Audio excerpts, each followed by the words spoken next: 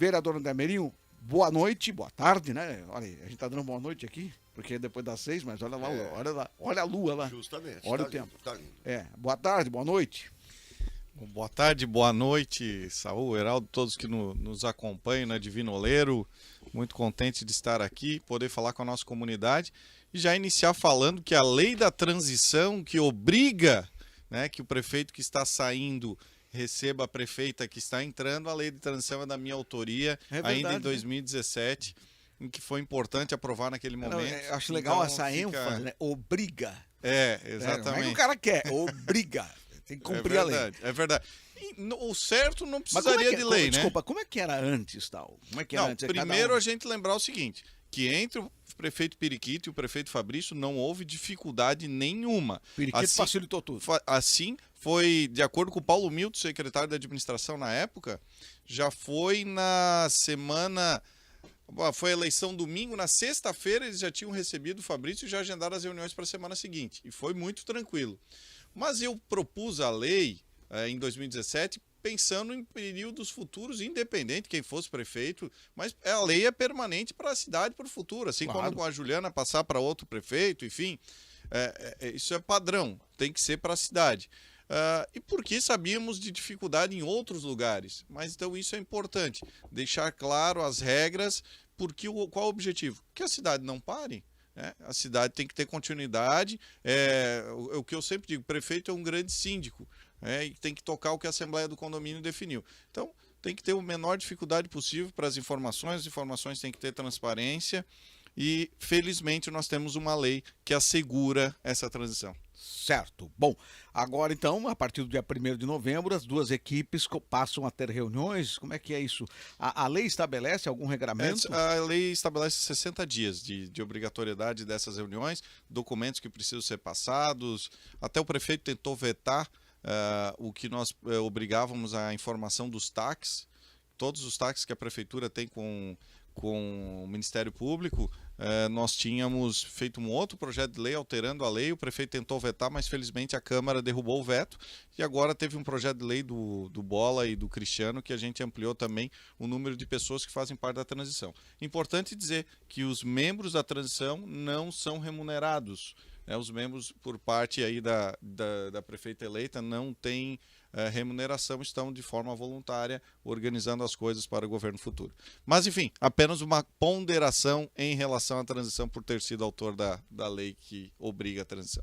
Tá certo, vamos lá. Agora, vereador Meirinho, a curiosidade é justamente isso. Vocês ontem, naquela sessão, vocês foram surpreendidos com o voto do vereador Anderson? Vocês não imaginavam, vocês já estavam no discurso do vai terminar em pizza. Olha, nós iniciamos Desculpa, isso que eu pensei, a primeira coisa eu pensei, ótima pergunta. Pensou em pizza? Na cabeça dele já estava, não vai dar nada. Não, o teu discurso foi um discurso que já estava, eu acompanhei, né? Acompanhei a sessão, estava acompanhando e tal. Nossa equipe de jornalismo, tanto da rádio quanto da TV, estava toda acompanhando tal. Sim. Atentamente, inclusive a presença de uma das nossas repórteres lá. Uhum. E aí, quando de repente a gente viu o teu discurso, puxa, vai melar tudo, a CPI vai acabar. Foi isso que se pensou. Na verdade, até mais no discurso do vereador Lucas, porque Também. entre minha fala e a fala do vereador Lucas já teve o voto do Kaká, que nós tínhamos também expectativa que pudesse de repente mudar, né, o voto. E aí depois, quando o Lucas já fez, né, o seu discurso, a expectativa em geral de todos, inclusive na condução, no início da fala do vereador Anderson, era que ele iria votar junto com o vereador Gelson. Então, realmente, a expectativa estava diminuindo a cada momento. E realmente surpreendeu o vereador Anderson na metade do seu discurso, quando fez as ponderações que eram a cobrança da comunidade, que tem que ter por tantos elementos, por tantas evidências, pela busca de satisfação, como o Saúl estava comentando agora mesmo. O cheiro continua, por exemplo, é uma evidência. E mesmo que tivesse sido resolvido, foram 4 anos de inoperância, de má gestão, de uma estação de tratamento de esgoto que era a referência, que foi ladeira abaixo.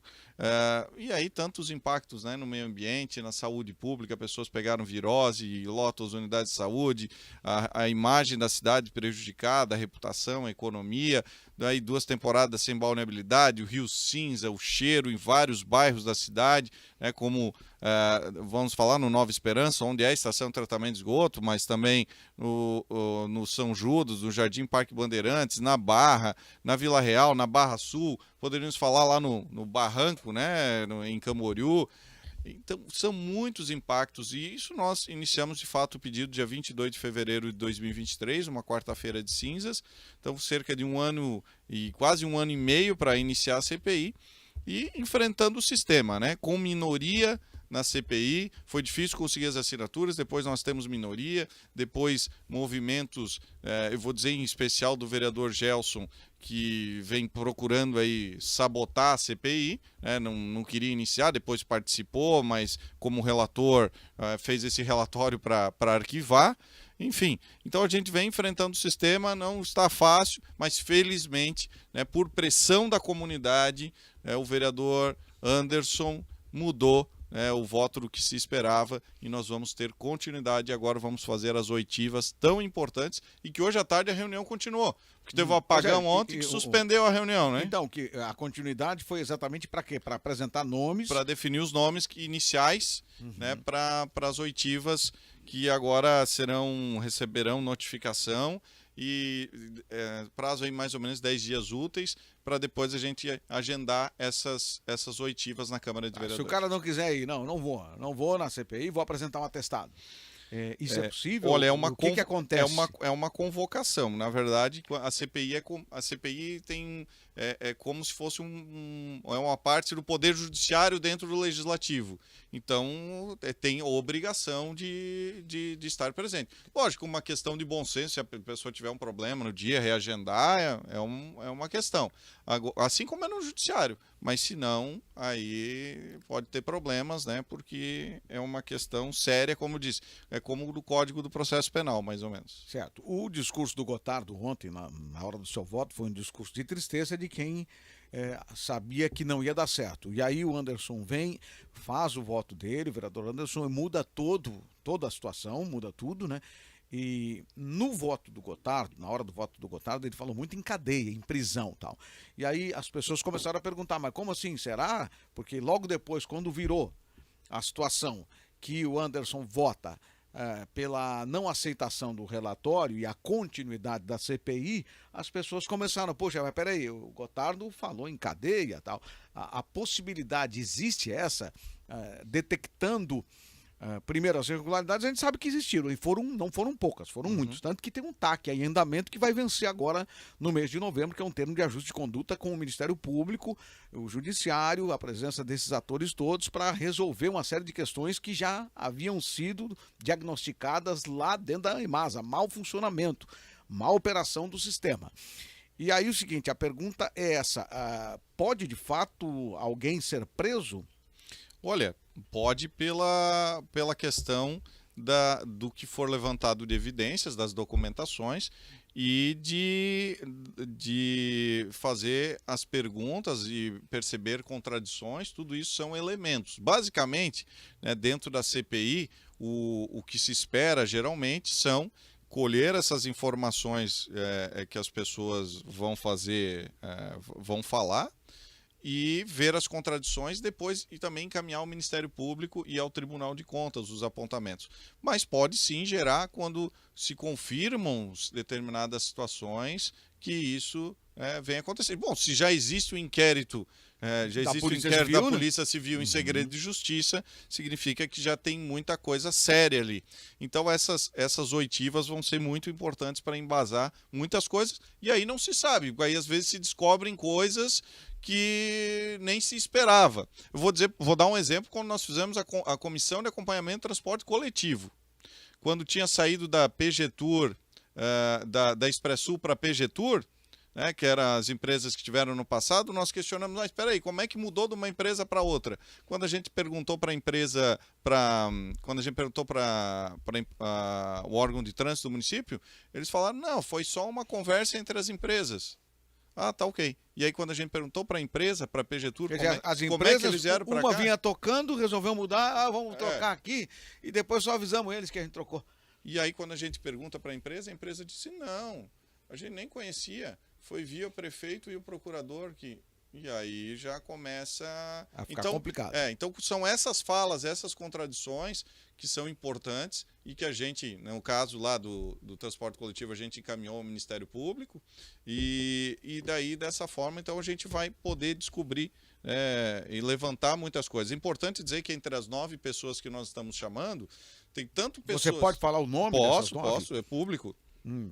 Então nós estamos chamando o Carlos Hack, ex-diretor-geral da EMASA, que estava lá no momento onde estava tudo certo, né? Até 2019 estava tudo certo a EMASA, mas teve uma transição, né, do Carlos Hack depois que vai para a sequência da gestão, o Vinícius, que participou lá atrás como gerente de expansão, o Wagner do IMA, que faz a denúncia que a situação de tratamento de esgoto estava catastrófica.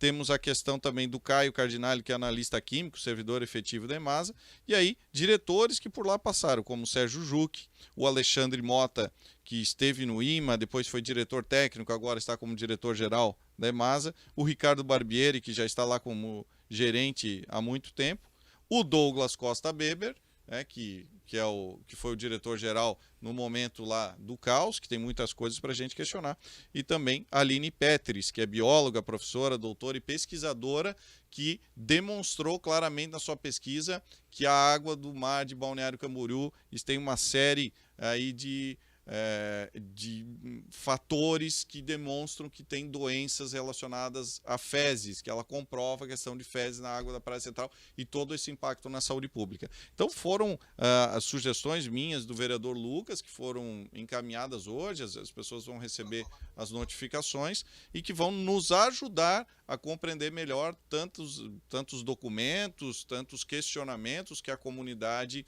tem feito. Então, isso é importante, é uma etapa que vem, então, no próximo mês, as próximas semanas aí, deve estar acontecendo as oitivas, que a população vai poder acompanhar também, vamos continuar transmitindo aí pelo canal do YouTube, então vai ser uma fase importante para buscar entender todo o contexto de como é que se chegou a esse caos, o que esperar para o futuro, porque, né, Balneário Camboriú não pode uma cidade, não pode ser uma cidade sem balneabilidade e todos esses outros impactos que afetam a vida de tantas pessoas. Muito bem. Agora, vereador André Meirinho, quais são os prazos? A partir desse momento tem prazo, né? Qual é o prazo? O prazo para... Porque está terminando o ano, tem Natal, tem virada de ano, tem uma série de... o que acontece? Uma série de feriados CPI, aí. A CPI teve a sua primeira reunião no dia 26 de junho, e ela tem um prazo de 180 dias. Na verdade, de 90 dias, prorrogável por mais 90. Ela já teve a prorrogação. Então, independente do mandato estar encerrando, nós já teríamos que encerrar a CPI obrigatoriamente pelo prazo aí de 180 dias, e já vai dar ali mais ou menos pelo dia 20 de dezembro. Então, obrigatoriamente, independente de estar encerrando o mandato. Então, nós vamos fazer as oitivas, não sabemos o que vai sair das oitivas, o que vão estar no relatório, nós já temos algumas questões do relatório preliminar, e aí, concluindo esse relatório, fazer os encaminhamentos, e aí vamos ver tudo o que acontece, né, até lá. A questão inicial de prazo é que quem vai receber as notificações para vir, até por conta de seus compromissos, então vão ser 10 dias úteis que vão ter para confirmar as presenças e as agendas para fazer as oitivas. Esperamos o melhor resultado possível, vamos continuar fazendo a nossa parte, e também não impede, né, como tinha dito, e o ano que vem é uma nova legislatura. Também, se a nova legislatura quiser, independente do resultado, quiser reabrir uma CPI sobre fatos da EMASA, que são vários e que pode se abrir várias áreas, não impede de uma nova legislatura reabrir e buscar aprofundar ainda mais as investigações, estudos, impactos do que foi feito na cidade nos últimos anos. Muito bem, vereador André Meirinho. Agora, duas pessoas foram citadas no voto do vereador Anderson Santos. Um deles é o Douglas Beber e outro é o um outro engenheiro. Sérgio Juc, que foi diretor o lá. Sérgio Juc, exatamente. Por que um destaque para esses dois nomes? Esse foi o levantamento do vereador Anderson, que também estava nos nossos, né? Que foi exatamente quem estava lá no período do problema com a estação de tratamento de esgoto. Quando ela deixou de tratar com a eficiência que chegava até 2019 a 98%. E é importante as pessoas nos escutam, a gente deixar uma questão clara. Mas Balneário não tem... O pessoal fala que é 100% saneada, que tem quase 100% de rede de esgoto. De fato, tem quase 100% de rede de esgoto. Então, coleta esgoto na cidade toda, mas aí, quando vai para o tratamento... em janeiro desse ano, tratava com 1% de eficiência, ou seja, recolhia na cidade toda e jogava direto no Rio Camboriú. É isso que é a questão. Então, no passado, já teve 98% de eficiência de tratamento, era uma referência. E depois foi prejudicando muito, então em 2024 chegou a 1%. Imagine, né, a capital catarinense do turismo com 1% de eficiência. Isso refletiu na balneabilidade aí, que deixou a praia imprópria, entre tantas outras coisas, né, nas viroses que falamos, nos impactos. Está lá o trade turístico hoje na Argentina, divulgando Balneário Camboriú, está no Uruguai, vai para o Chile, vai lá e divulga novos equipamentos, e aí o pessoal pergunta, e a praia, como é que está? Então, não dá para admitir, né, uma situação como essa, e por isso da importância do trabalho da CPI, e é nesse sentido que vamos buscar fazer as entregas e fazendo o trabalho, né, como cidadão pelo melhor de Balneário Camboriú. Tá certo, muito obrigado, vereador André Meirinho. Nós vamos continuar acompanhando de forma detalhada essa CPI, até que de fato se tenha o resultado final dos responsáveis por tudo aquilo que aconteceu, né? E as questões não acabam só nisso, né? Muita gente querendo saber, pagamos o dinheiro, pagamos pelo tratamento de 100% de esgoto e não estava sendo tratado. Verdade. Quer dizer, então esse dinheiro foi para onde?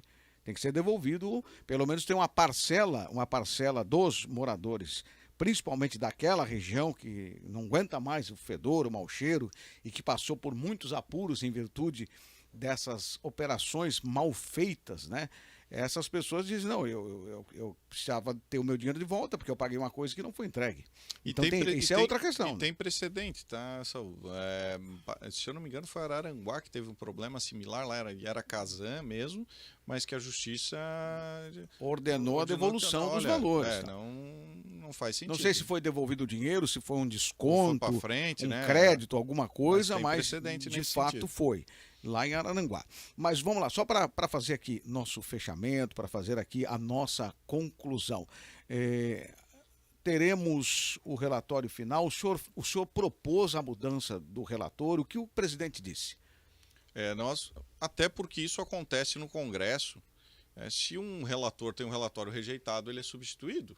É natural.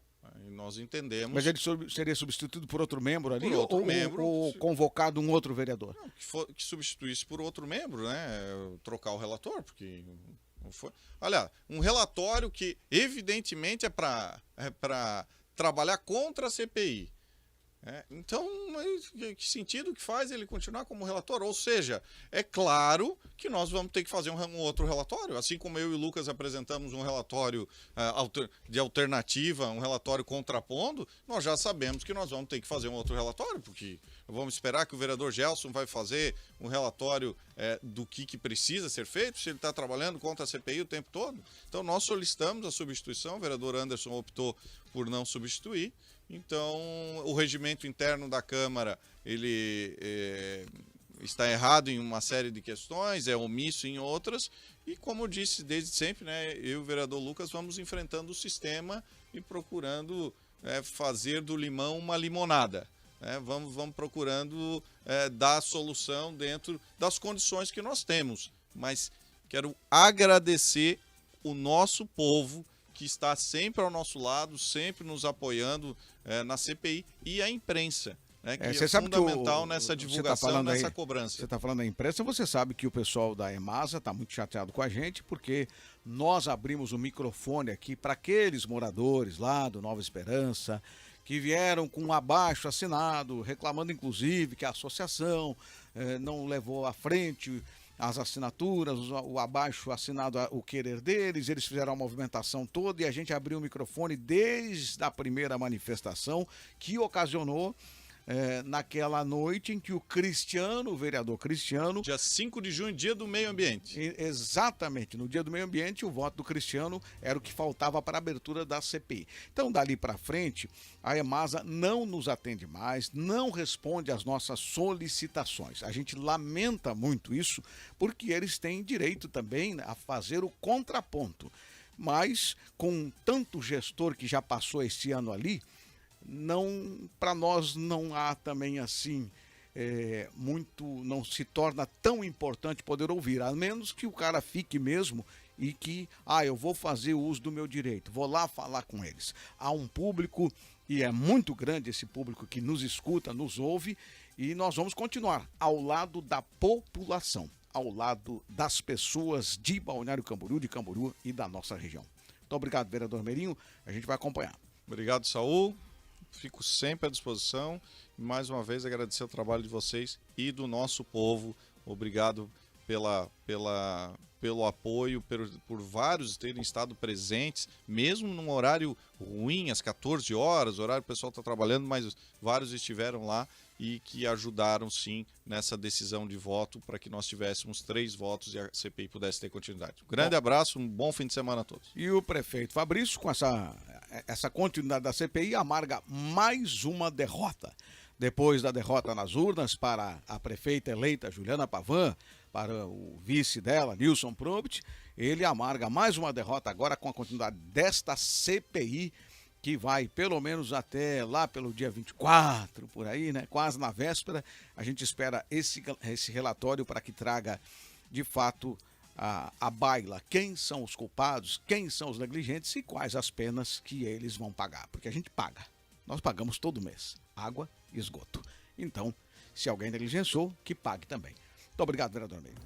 Eu sou André Meirinho, vereador em Balneário Camboriú. Gostou do vídeo? Se inscreva, compartilhe e acompanhe também as nossas outras redes sociais.